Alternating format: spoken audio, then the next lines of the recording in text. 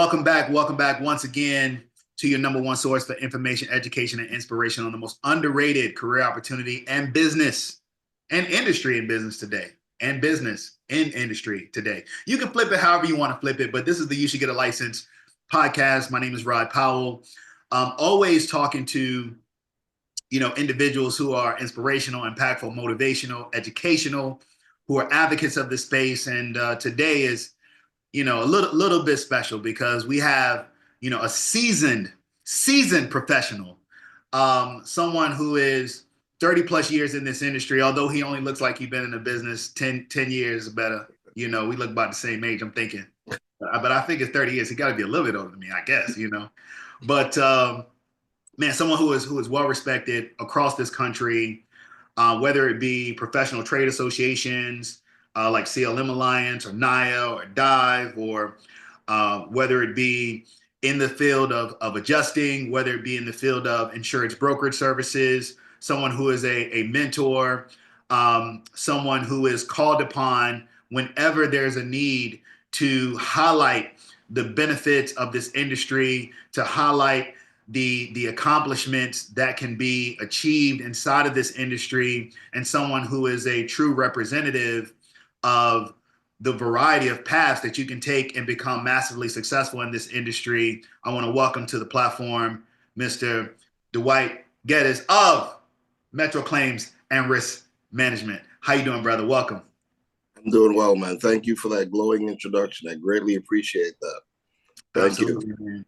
Hey, listen, I've had the chance to talk to you, just kind of being I always say that, like, sometimes you have mentees that you don't know that you have, and I've been kind of like that with you. Like when we were talking last year, in Ohio, in the hotel lobby, and you were just dropping game about what you do and the space that you're in. I'm like, man, I'm like, shit, do I need to become an adjuster? Like, is this where I need to go?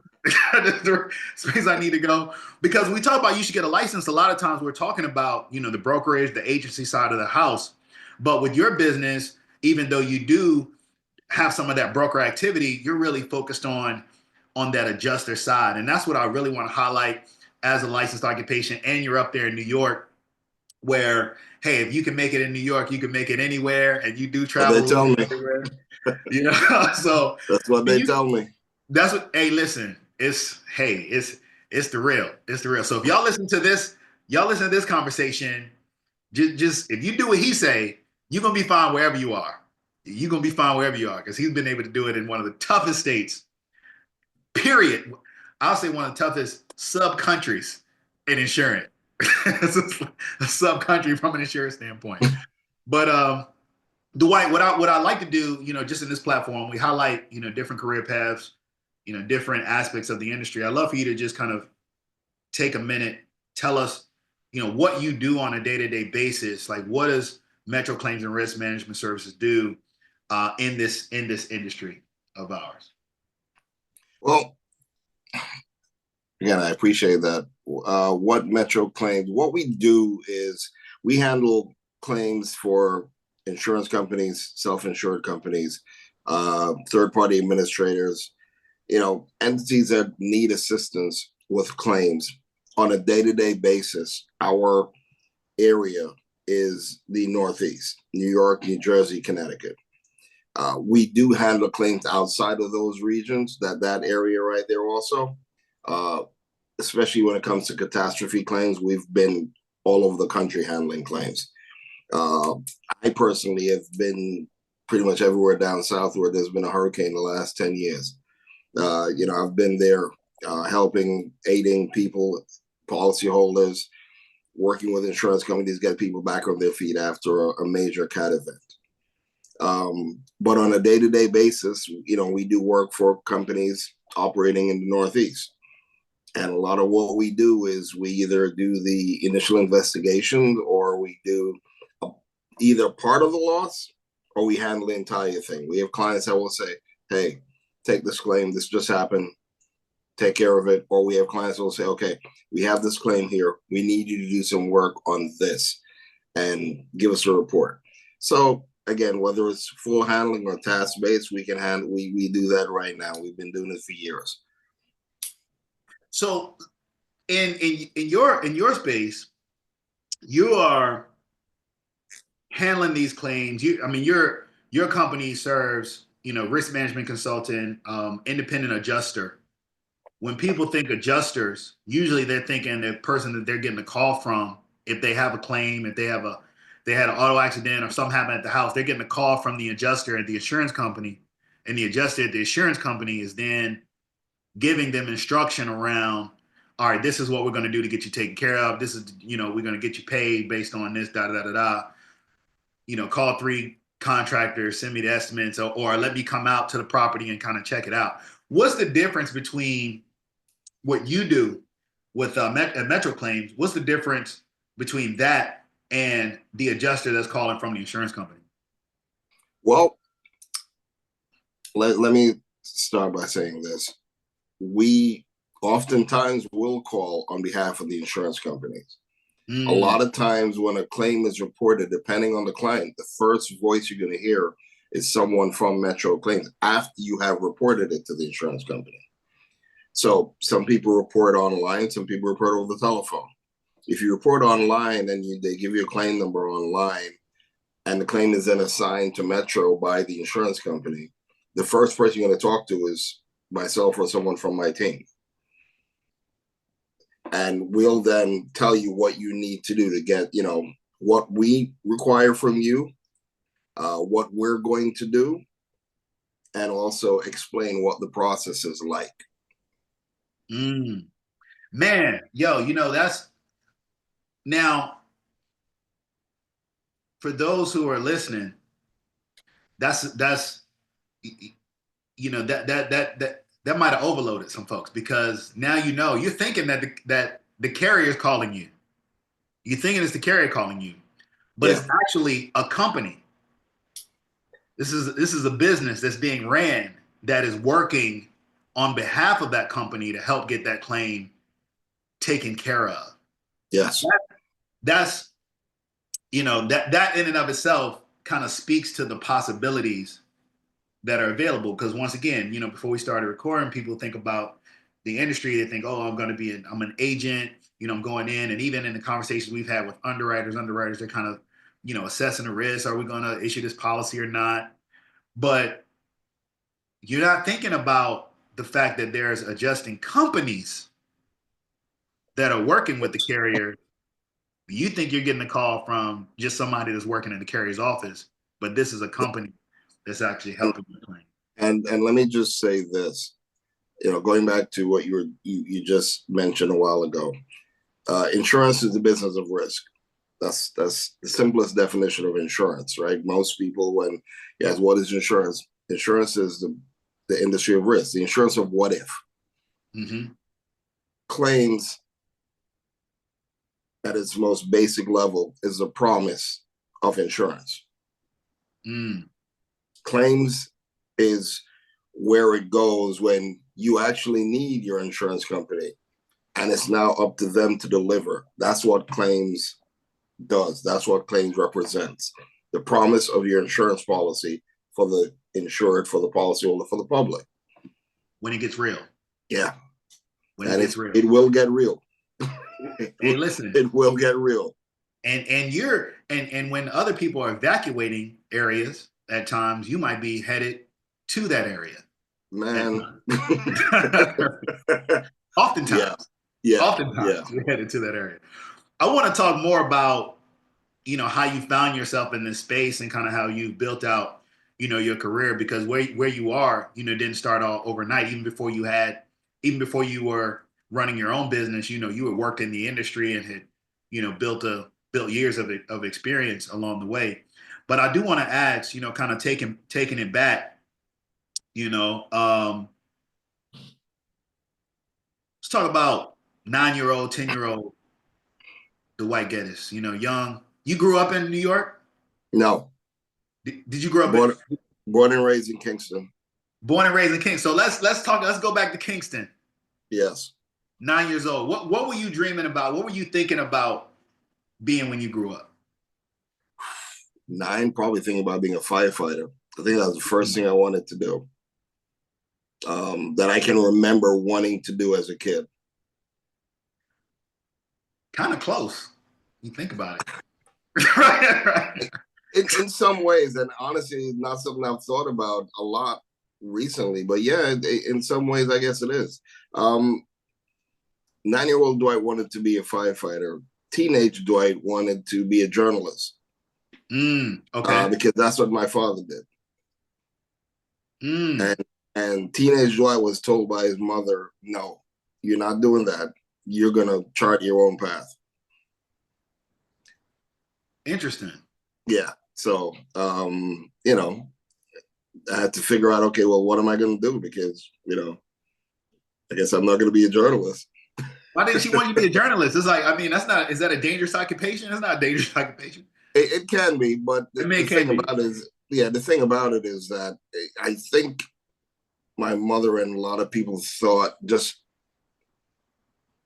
I wanted to do it because my father did it, not necessarily because I really, you know, like this is what I love. And I think it was more her way of saying, find what you love to do. Don't ride anybody else's coattails. Don't, you know, do your own thing.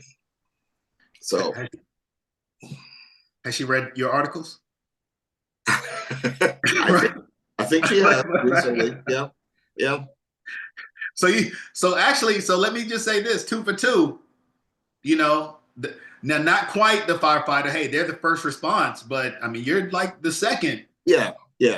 Second, you know, the second one is coming out. Then on the journalism side, you're writing articles, you know, for various associations, for Insurance Business of America magazine. Yeah. You no. check that box, right? So take me through. You're a teenager.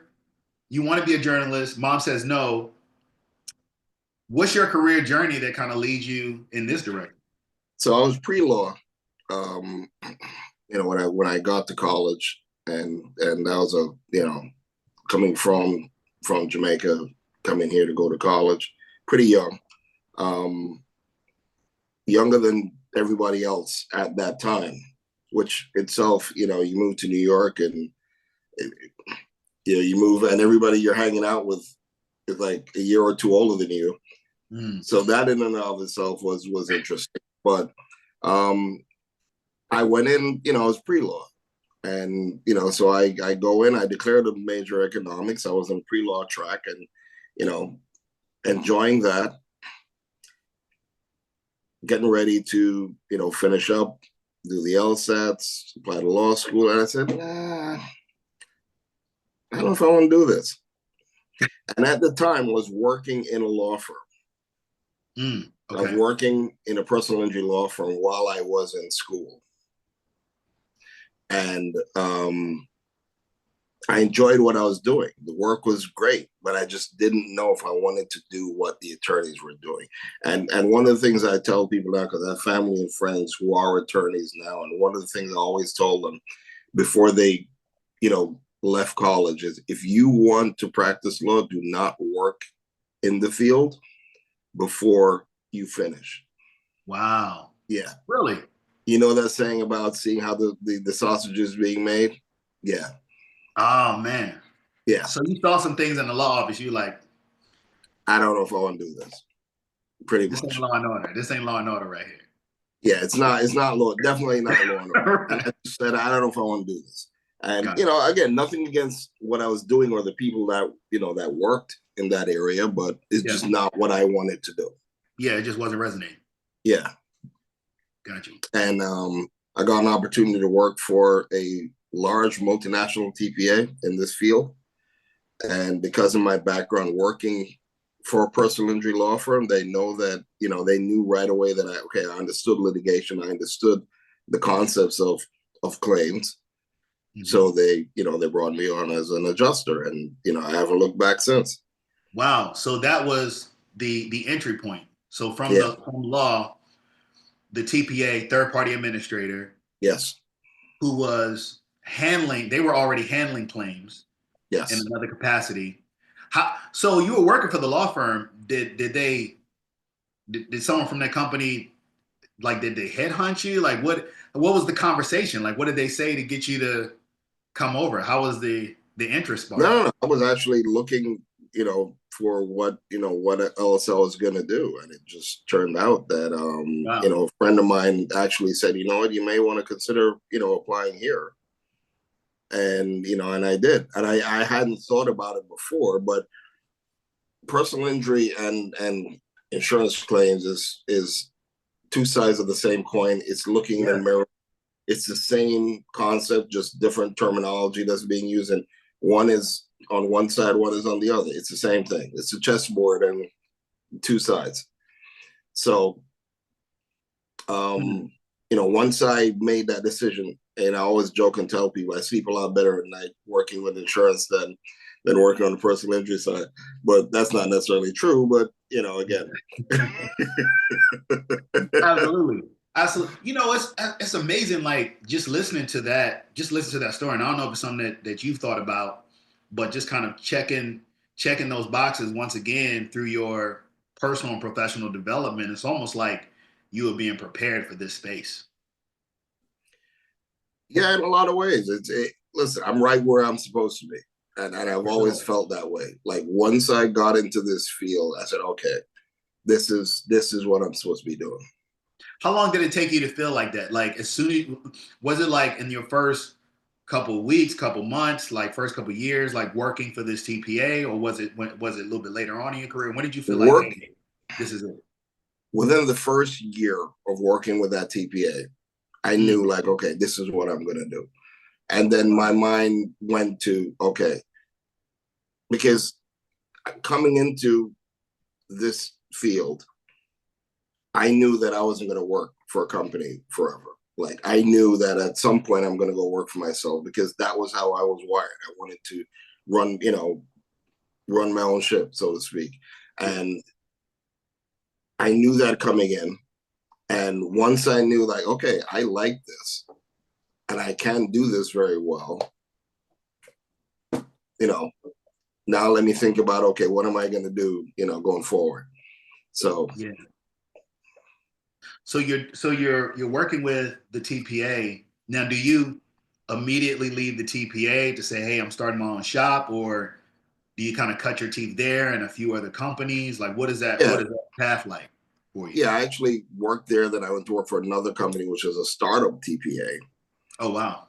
which at the time was handling a lot of auto claims in New York, high risk fraud involved matters. And let me tell you, man, back in the day, fraud in New York was insane. It was out of control. The stuff that was happening was like you could make movies about this stuff that's happening. So Shit probably jumping going into on, I'm that, sure, right? Like yeah, I'm telling you.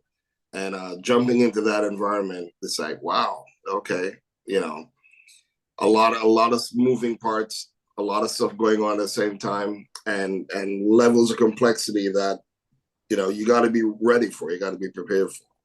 how do you even handle something like how do you even approach those kinds of situations, especially I mean, I can imagine that a lot of it may have been like financial stuff potentially up that way, you know?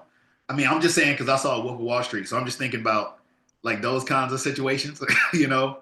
But like, how do you approach that? How do you find like how do you really identify who's liable for that and who's paying that claim? Like who's facilitating this situation? Yeah, well, depends on the situation, but the average. Listen, you have a claim. Generally, you're going to have someone who is injured, or they have damages that they could verify. They could show the damages. Okay. If you can't show the damages, it's going to be a real short conversation. Yeah. If you can't prove it, what are we talking about? But you have damages. You can verify it, and then finding out. Okay, well, all right. This is walk me through the facts of what happened. Get the sequence of events, and try to figure out liability. Who's liable for this? And a lot of times I've always been a believer that in handling claims, technology is great. Nothing beats boots on the ground. Yeah.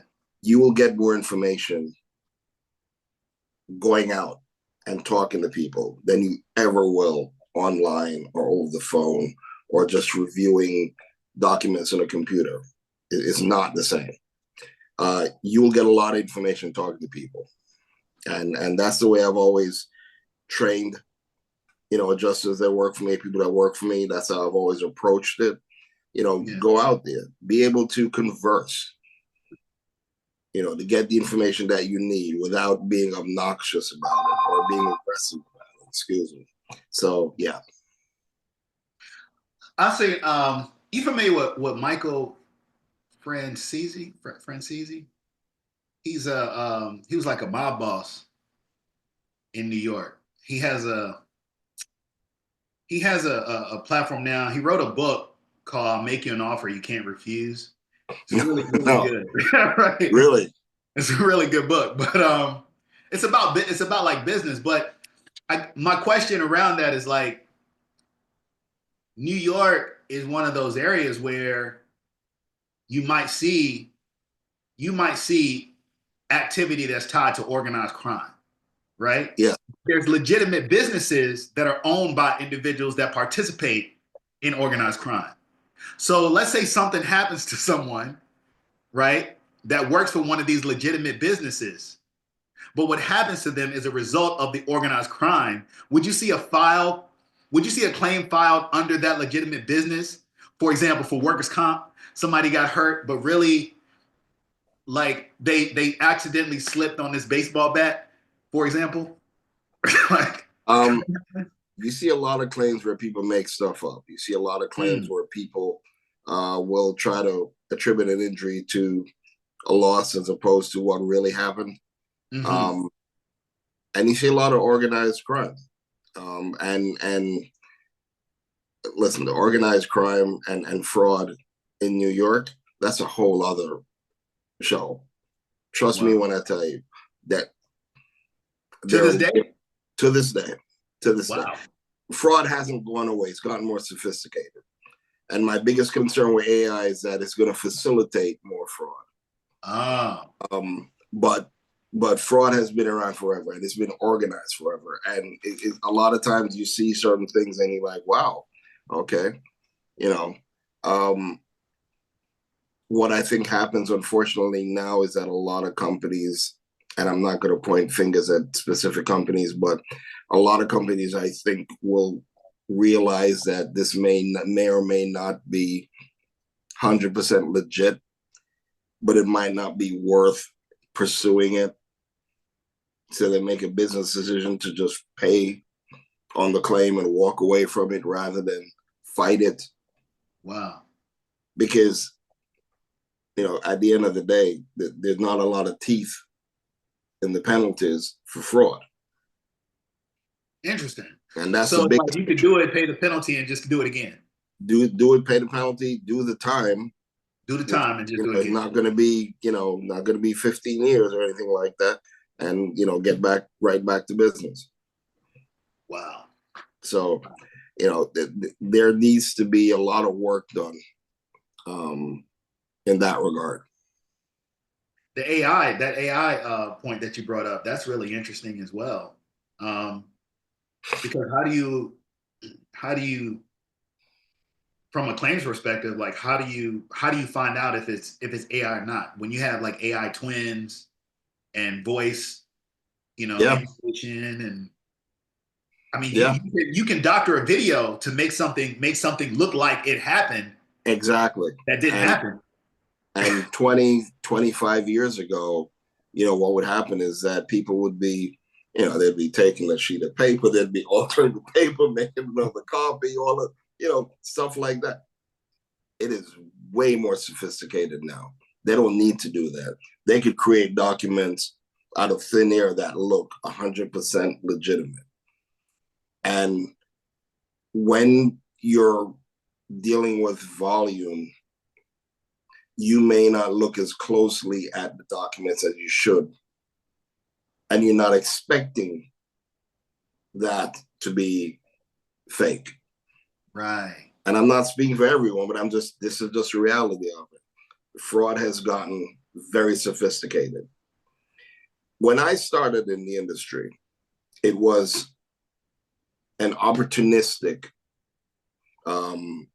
type of endeavor. You would see people, get into an accident and they'd say, oh yeah, I had, 3 people in the car with me, here are the names. And then you talk to the other guy, he's like, what are you talking about? The guy was in the car by himself, that kind of thing. But now, it evolved from that to 2 cars and 2 sets of people conspiring together with 4 people in this car, 4 people in that car. Whoa. They allege they have an accident. They're trying to max out. And exactly. Right. And the laws in New York are the laws were set up so that there's not a lot of wiggle room for insurance companies. You pay, you delay, you deny, and you only have a certain amount of time in which to do that on these claims. No false state in New York, right? So yes, yeah. The insurance company's going to pay. You're going to pay for medical bills, $50,000 per passenger minimum. Everyone in the car is $50,000 blank check, pretty much. And that encouraged more organized fraud. So now you don't have the opportunistic people, you have the groups and the gangs that are actually going out there and creating accidents. Or if they're not creating accidents, they'll have someone in a precinct who they're paying off that will send them, or not necessarily just the precinct, the hospital that will send them information. Hey, got someone here who just got into an accident. Here's the details. And the lawyer shows up and says, hey, I'm your lawyer. Wow. Saying all this to say, there's still a lot of opportunity in this space for justice to come in. Absolutely. Still a lot of opportunity. I didn't mean to defer, too far off the track, because I do want to kind of take it back to, where at the point in your career where you said, okay, now I've gathered enough information, because this was your thought process coming in the door. I've gathered enough to now I can branch out. I do want to talk about that, but I just really think that it's kind of fascinating, because if you see movies where you have like private investigators or, people who want to do like detective style work, then this is a great space to kind of bridge into, because if you're going to do all that, you're doing the investigation portion of it. You're doing even some of the mediation portion of it, and looking and litigation and kind of dealing with all of those aspects of it. In addition to going out, like I said, boots on the ground, talking to people and learning about these situations. I mean, that's not boring. That's not boring, not at all. Not at all. So let's take it back to your path. And at what point did you say, you know what, I got a lot of this. I've seen a little bit of everything that's out there now. I think it's time to branch out and do my own thing. Yeah, that decision, and like I said, that was in the back of my mind for a while before I did it. Yeah. And once I made the decision to do it, then I had to kind of plot out, okay, what am I going to do? Who am I going to look for as clients? That kind of thing. It actually, going back to when I started in the industry, it's interesting because when I started working, I was working for a TPA, right? And they said to me, yeah, you have great experience, but you got to get an adjuster's license. So, okay, no problem. So they gave me some paperwork to review, to do the test. And, I'm going over the paperwork, I'm reviewing it. And my girlfriend at the time looked at me and said, because she's in the industry, said, I don't think that's what you're supposed to be studying. I'm like, well, that's what they gave me. The company gave me these papers and said, this is where you got to study for the test. Yeah. So, no, I don't think so. Like, all right, whatever. What do you know? So They know it all. I know. I went into that exam the first time, and nothing on that test is what I studied. Not one question. I don't know what they gave me, but it was not the New York, not anything preparing for the New York adjuster's license. Yeah. And I was lost. And of course I failed. Actually failed like 10 points. Because a lot of it is like common sense. Right. But it's just that I wasn't looking at that. So now I'm questioning and, double checking everything, because now I'm completely confused as to what I'm actually supposed to be, and so after that I went back to her and I said, what did you study? Right. So she gave me that, and I used that, and I passed the second time around. And passed. So and it turns out that the original test, the test that the company gave me was like, I think it may have been a broker test or something. It wasn't an adjuster's test though. Yeah, it was not an adjuster's test. So I don't know where they got that from, but yeah. Well, at least you got that knowledge too, Yeah, and again, the getting a license is important in this business, as you know. And New York is a tough. Their licensing requirements are pretty tough, and once you have it, try to make sure I stay on top of that. Yeah. Hold on to it. So you took the test. You studied for one test. You took it twice. Oddly enough, even on the insurance side, I was having a conversation with somebody earlier today. I was like, listen, it's okay if you don't pass the test the first time. Go take it again, because although it's realistic to pass the first time, you might not pass it the first time. Yes. And usually you're gonna miss it. If you don't pass it, you're usually going to miss it by something minimal, Yeah. Back to it again. So you have the test. You're working for the TPA. You go work for another company. How many years are you working in the adjuster capacity before you say, hey, I'm going to branch out and do my own thing? 3 years. 3 years. Wow. So that's relatively quick. Yeah. Basically, you did it like, hey, I'm going to school. Yeah.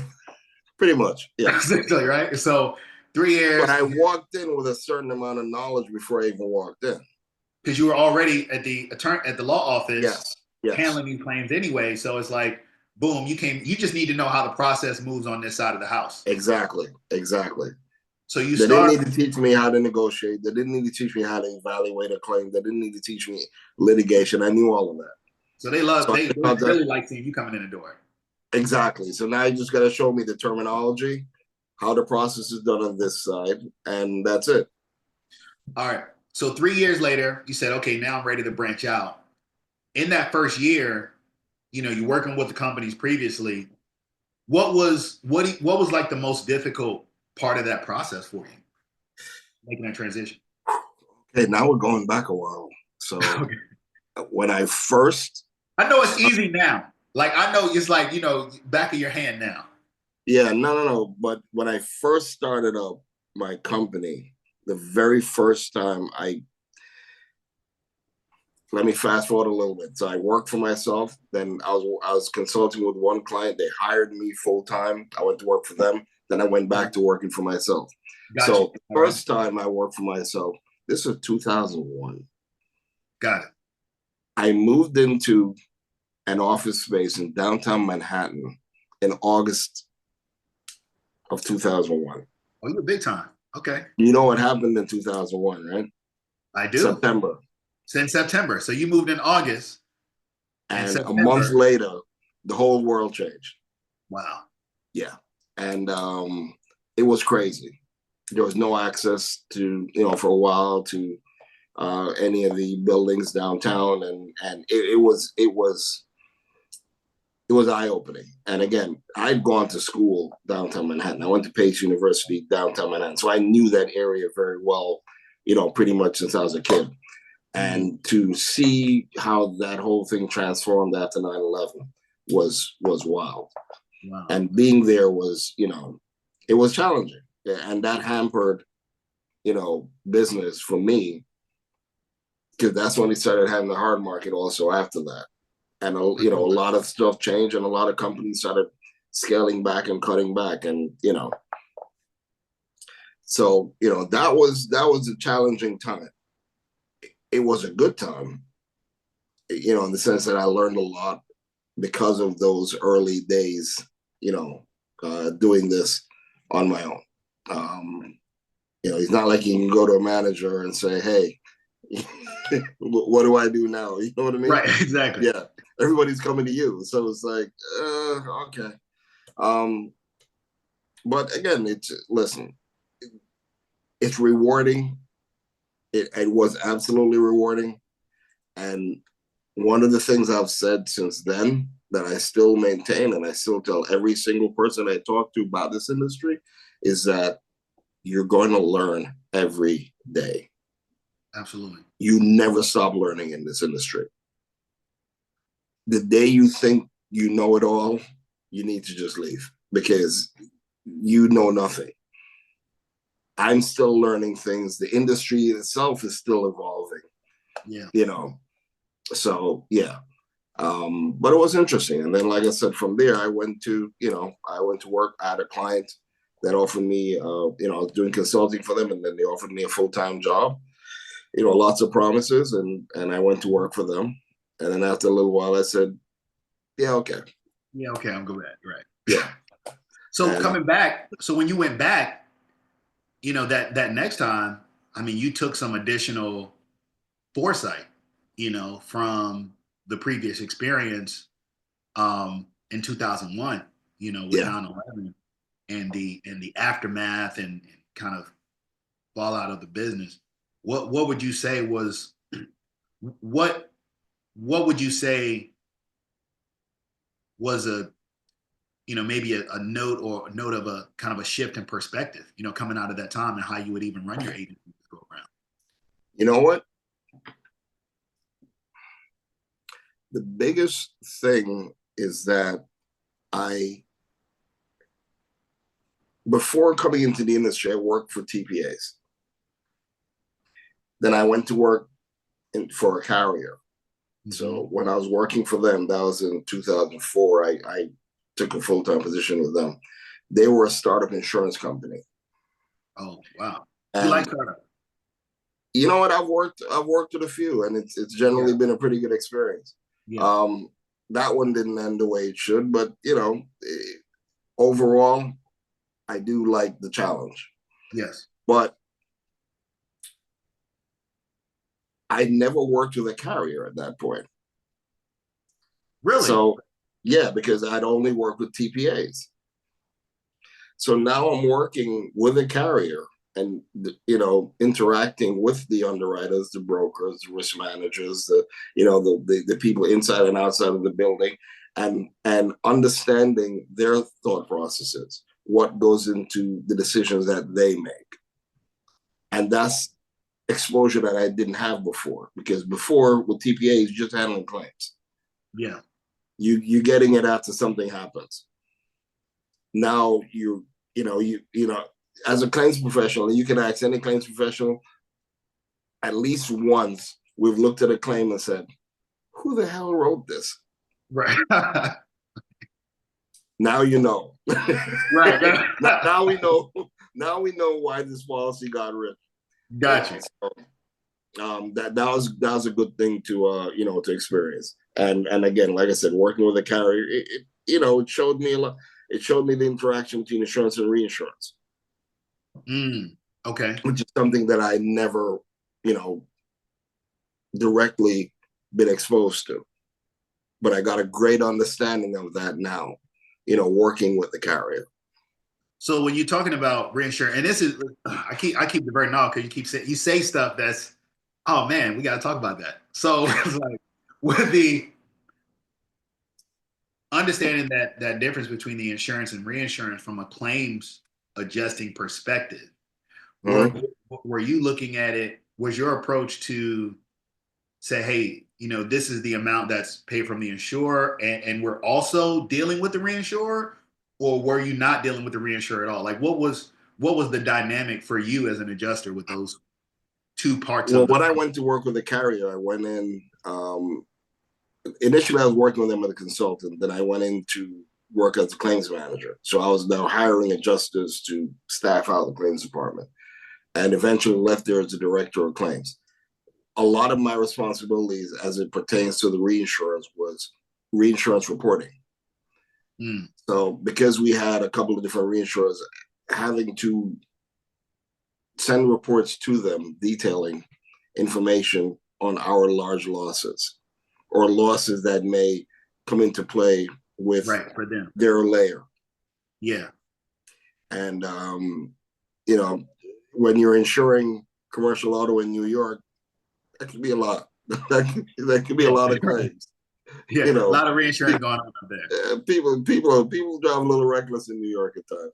So hey, people don't even think about listen, the average person. I mean, I know that even for me, like I didn't know reinsurance. I didn't know reinsurance even coming into the industry. Like that wasn't a term that I was familiar with. Yeah, it's like you don't even know it exists. You know, in a lot of cases, until you have to interact with it. Until you have to interact with it, right? Until you have to interact with it. So coming back, you know, you're in your firm now. You have this carrier perspective. I mean, so do you, you know, as an independent, like, are the carriers like, do they reach out to you? Do you like jump in a database for them, or do you just meet them and they're just sending claims? Like, how does that relate? How do those relationships work? You know, how does that start? This is a relationship business, so a lot of it has to do with meeting people, expressing an interest in doing work for them, you know, for their companies. Some of it can be achieved by RFPs, submitting RFPs and doing work with municipalities and so on. A lot of it is just, again, you know, going out and interacting with people who are in a position to make those decisions as far as presenting their claims. And, you know, for a long period of time, you know, a lot of the companies that I worked with were companies that did work only in New York or did work regionally, because this is home base, and, you know, for us and for them.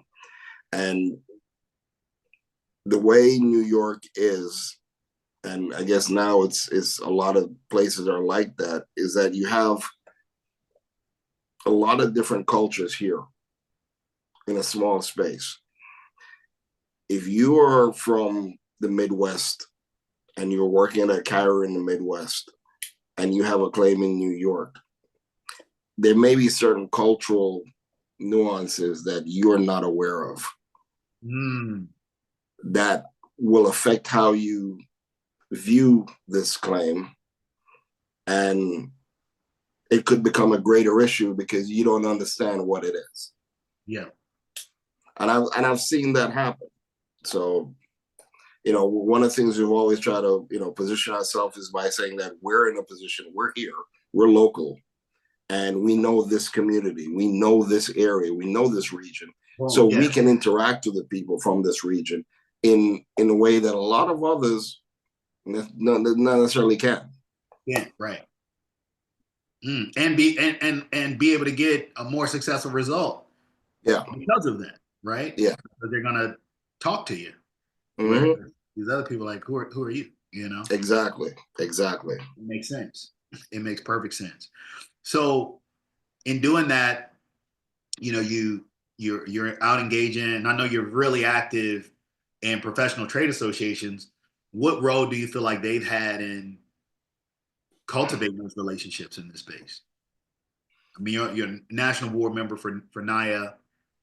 You're leading D&I initiatives, you know, with other organizations. I mean, just an active presence, you know, in the space. You know, you got articles, you know, in industry trade magazines. You know, you've been written about in trade magazines. You're, you know, doing engagements. What role do you feel like these organizations have had in the development of your business? Well, you know what? It's important to be involved with these professional associations, I think, especially on the claim side. You want to be able to interact with people that are dealing with a lot of the stuff that you're dealing with. Yeah. And if there are trends that you're not aware of, but someone else is seeing in another part of the country, they could let you know, hey, you need to look out for this. You know, we're seeing this, you're probably going to be seeing it soon also. So there are a lot of ways like that on a granular level that it helps to be involved with these associations. But on a bigger level, and I've always been someone, I don't necessarily think that I can be a part of an organization unless I'm committed to putting in the time and doing the work. I'm not going to just, be there to make up numbers. You know what I mean? Yeah. So it's always been important to me to make sure that this is something that, I am interested in, or, the values here are aligned with what I'm trying to do.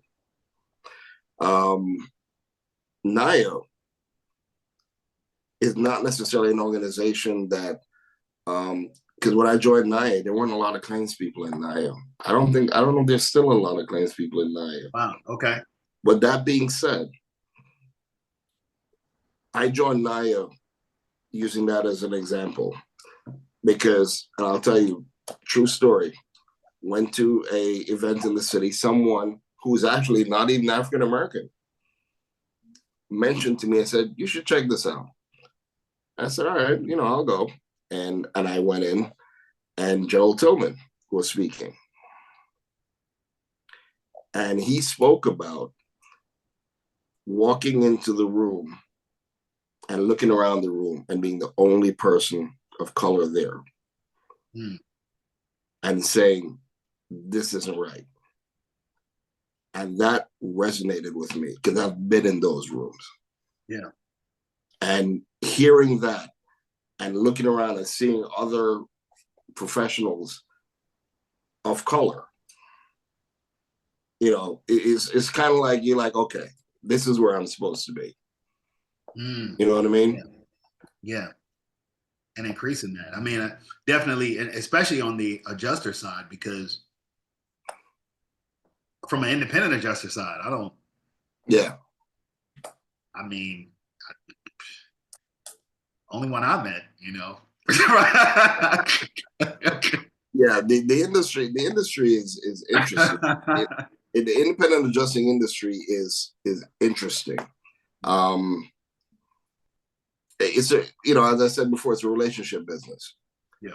And you could get a license as an independent adjuster, be licensed in 40, 50 states, and you will always find work.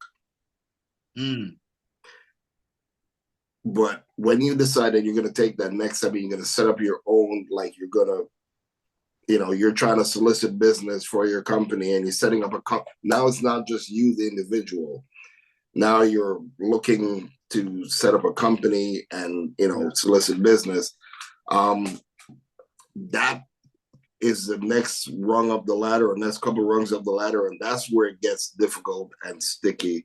And, you kind of like have to know how to navigate that, because this industry, man, it's a relationship business. And oftentimes when decisions are made about who you're spending your money with, we're still not in those rooms. Yeah. And we're still not making those decisions. That's a big one. That's something that I've always said. Don't tell me about your DE&I initiative. That's great. You want to cater to a specific community to get that business. Okay, that's great. But who are you spending your money with? Who are you spending your money with? Exactly. Yeah. So, that's one of the things that, like I said, and again, being in these associations, it has helped. Yeah. You have to be visible. You got to be visible. Yeah. And, it comes with a lot, but you got to know, like, okay, this is what I'm doing, and you got to have a game plan, and you got to follow your game plan. And you also have to be able to, deal with the rejection and make sure, stay on top of what you're doing. Yeah. Make sure you know what the client wants, or his potential client. And you also have to be realistic with yourself. I'm not going to go out there and call all the State Farm and say, hey, right. And hey, can we do, no. Right. Because, and again, that also comes from being on that side of the desk working with a carrier. Yeah. I worked with a startup, and they were, when I started working, it was a storefront on a street in Queens. Mm. When I left, we had 40, 50 people in claims and legal. And we're in 19 or 20 states. Wow. So, and the products were different. Product offerings were different at that time. So it wasn't just commercial auto. It was commercial property. It was workers' comp. So again, being on that side of the desk, I know what it's like. You don't want to, if you're in 20 states, you don't want to deal with 20 different Dwights. You want to make one call. One call, right. And let them handle it no matter where it is. So again, I can't go to State Farm or Allstate and look for that business because they're never going to give me the time of day. And I know that. Yeah. But if you're a regional company in the Northeast, and if you're only in New York, why can't we do business together? Got to be strategic. Got to be strategic about it. I like that. Matter of fact, I love that. I think that's so important because a lot of times people are like, yeah, I want to do business everywhere, but look right in your backyard. And who needs you in your backyard? Yeah. You mentioned the associations, and it kind of goes back to your learning, always learning. Yes. And the relationship development that's necessary to succeed in this business. Absolutely. You've gotten to the point now where you have been able to establish those relationships. And even though you are learning, you're very well versed, in this category of the business, amongst others. What keeps you motivated now? Like what keeps your fire kind of burning, for continued growth in the industry? You're already good. You know what? Because I enjoy what I do. I really, truly enjoy what I do. And I'll tell you when I got to the point where my perspective changed on what I was doing. Mm. The first time I went out and handled cat losses, catastrophes. Yeah. My first hurricane. Mm. There's a difference between sitting behind a desk and reviewing a file telling you about the damage that was caused by XYZ and going there and seeing the damage right after it happens and knowing the impact it has on people's lives. It's a big thing. And, and like I said, the first time I went out and handled cat losses, I said, I had no regrets. I knew that that's what I wanted to do. And I'm not going to be fulfilled sitting behind a desk. I love that. Yeah. I love that. And that story too.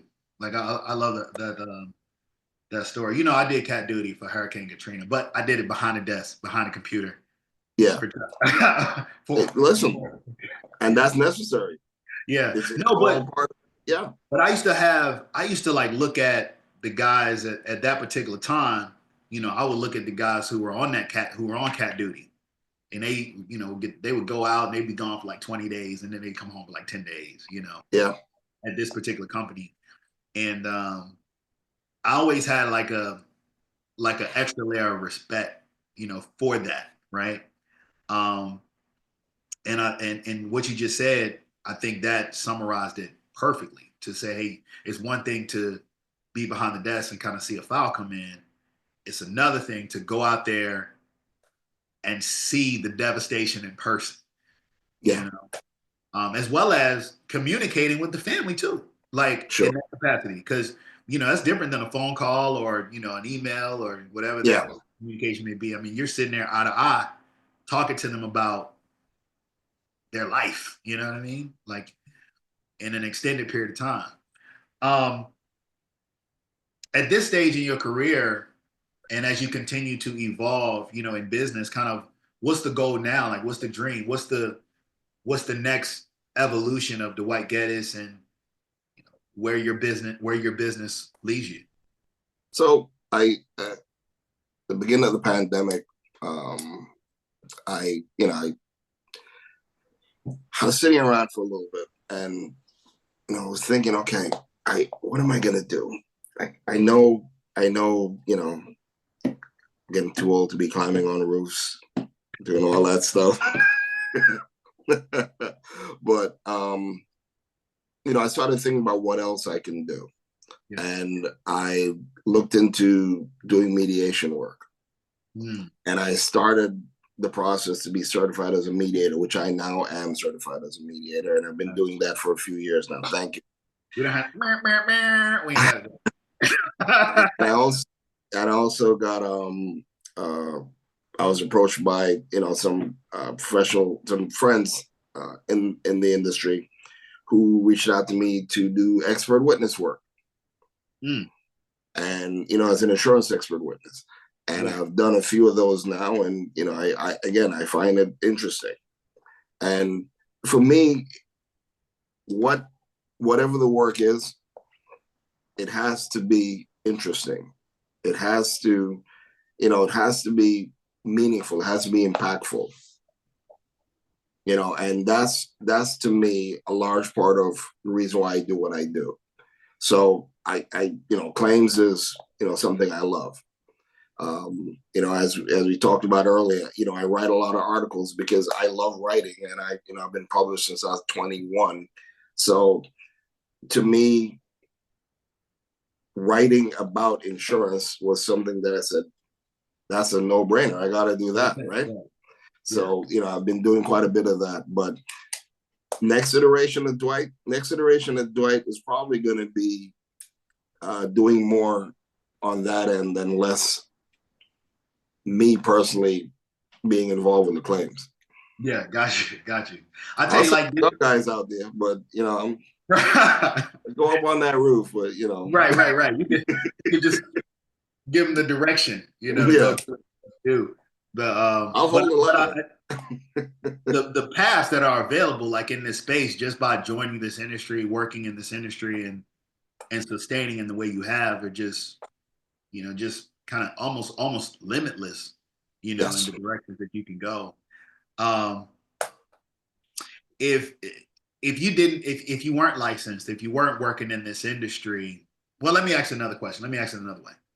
How do you feel like working in this industry has impacted you as a person, like as you've developed as a person? Give me a lot of insight in people, Mm-hmm. how they think, and what's important to them. And a lot of times that's different depending on where in the country you are. Yeah. Okay. And I've been I've worked a lot of states around the country, and I've handled claims from pretty much every state in the country. Going back to my first job, the TPA, where I was handling account for summer camps and day camps nationwide. And the stuff I used to see then, I was like, what is going on here? But again, this is the industry. And I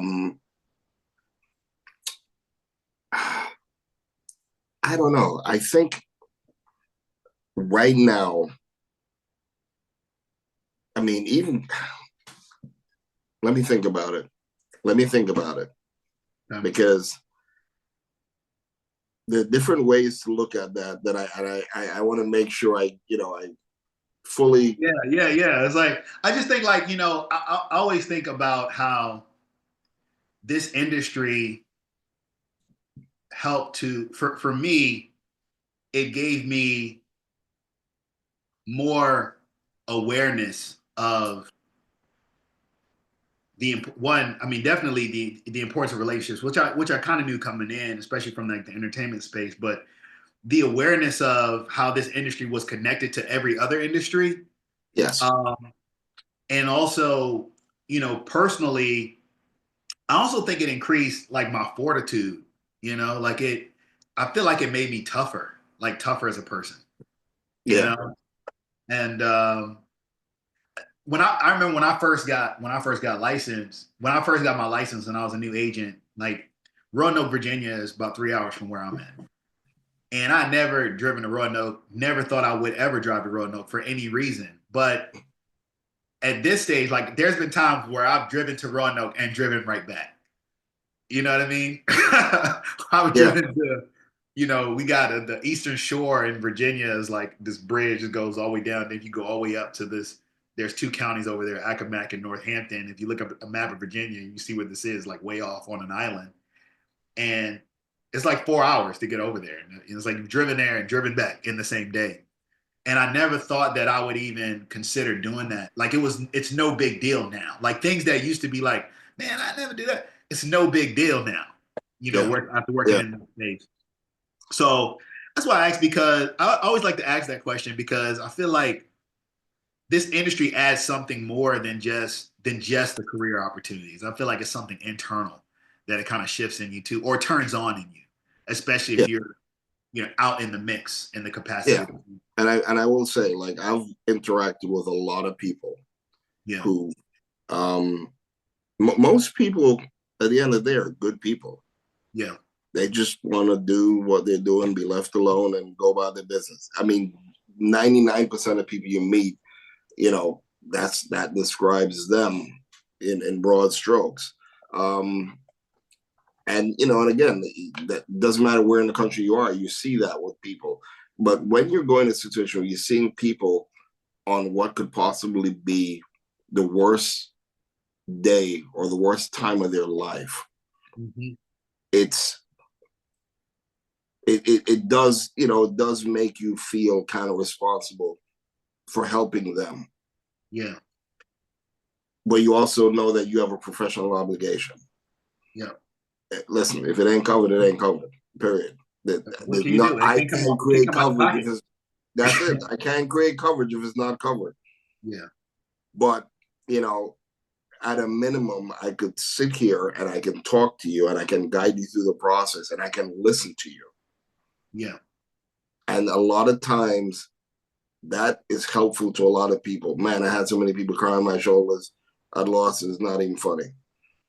Because it's sad when somebody's going through, I've seen people that have lost everything. I mean, I remember back in Sandy, I met a family, 3 generations, 2 houses and a business, gone, Gone.